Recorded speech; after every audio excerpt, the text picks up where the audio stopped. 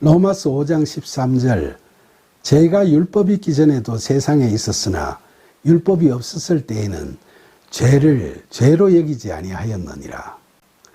율법이 있기 전에도 죄가 세상에 있었던 것은 성경을 통해 잘 알 수 있죠.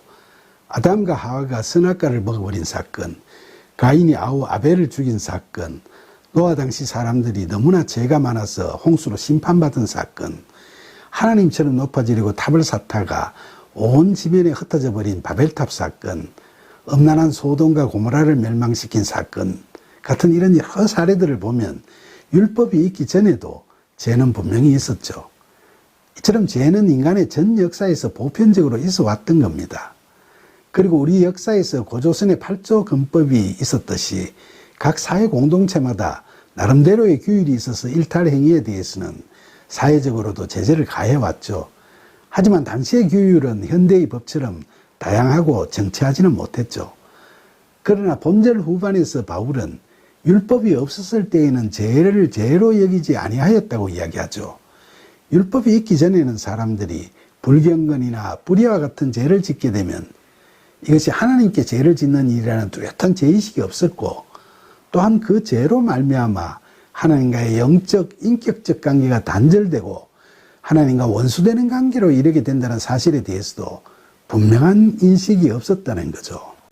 로마서 5장 14절 그러나 아담으로부터 모세까지 아담의 범죄와 같은 죄를 짓지 아니한 자들까지도 사망이 왕노릇하였나니 아담은 오실자의 모형이라. 여기서 아담으로부터 모세까지라는 말은 율법이 없었던 시절에 살았던 사람들이나 모세처럼 율법을 받고 사는 사람들까지라는 뜻인데, 바울이 그 당시의 상황에서도 이런 표현을 썼다고 하더라도 이건 그가 기록한 로마서를 읽고 있는 오늘날의 우리들에게까지 다 해당되는 것으로 받아들이는 게 맞겠죠. 그러니까 모든 사람들에게 다 해당되는 이야기를 이어서 하고 있는 거죠. 그 이야기가 뭐냐 하면 세상 모든 사람들이 아담의 범죄와 같은 죄를 짓지 아니한 자들까지도 사망이 왕노릇한다는 이야기죠. 여기서 아담의 범죄와 같은 죄를 짓지 아니한 자들의 의미가 뭐죠? 한번 잘 생각해 보세요. 세상 사람들은 누구나 성경적으로 볼 때 다 죄인이라고 앞서 말씀드렸죠. 그러니까 누구나 죄와 사망의 법에 사로잡혀 사망이 왕노릇을 하고 있죠. 그런데 아담은 어떤 죄를 지었나요? 하나님께서 선악과를 먹지 말라고 했는데 그 말씀을 거역하고 먹어버렸죠. 바로 선악과 먹은 죄를 저지르게 된 거죠. 그리고 그 벌은 하나님께서 죽으리라고 하셨으니까 영적 죽음을 당하고 에덴에서 추방되어 버린 거죠.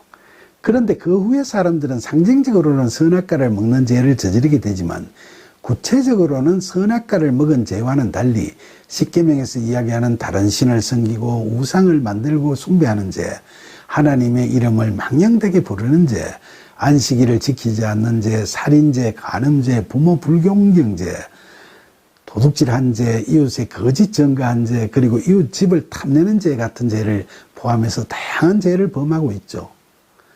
오늘날에 있어서도 그 죄라는 게 단순히 세상의 법을 위배하는 행위뿐만 아니라 성경에서 죄라고 하면 불신앙, 영적 교만, 무절제한 욕망을 다 죄라고 할 수 있죠. 그런데 이 죄는 구체적으로 행동화되기도 하지만 마음속에 그런 생각을 품고 있는 그 자체로도 죄라고 하죠.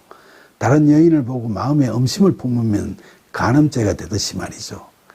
그래서 이렇게 아담의 범죄와 같은 죄를 짓지 아니한 자들까지도 다 성경적으로 볼 때 죄를 짓지 않을 수 없는 존재이므로 사망이 왕노릇한다는 겁니다. 왕노릇한다는 말은 누구나 모두 다 죄와 사망의 법에 완전 속박되어 있다는 인간 존재의 실존적 상황을 강조하는 거죠. 그리고 아담은 오실자의 모형이라고 하는 그 본절 마지막 부분의 의미는 뭘까요?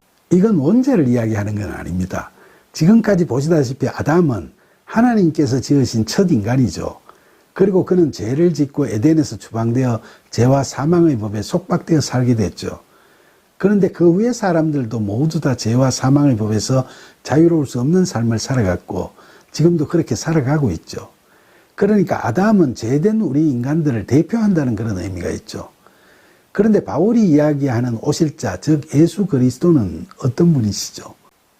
참 인간이시면서 참 하나님을 나타내신 분, 인간의 실존적인 조건들을 담재하시면서도 자신을 망실하심이 없이 자기를 부정하시는 내려놓음의 절정을 보여주신 분, 즉 우리의 모든 죄를 대신 짊어지시고 십자가에서 죽으신 분이시자 장사한 지 사흘 만에 부활하심으로써 실존의 조건들을 다 극복하시고 본질적인 새로운 존재로 우리에게 나타나셔서 그리스도의 영으로 우리 안에 거하시는 분이시죠.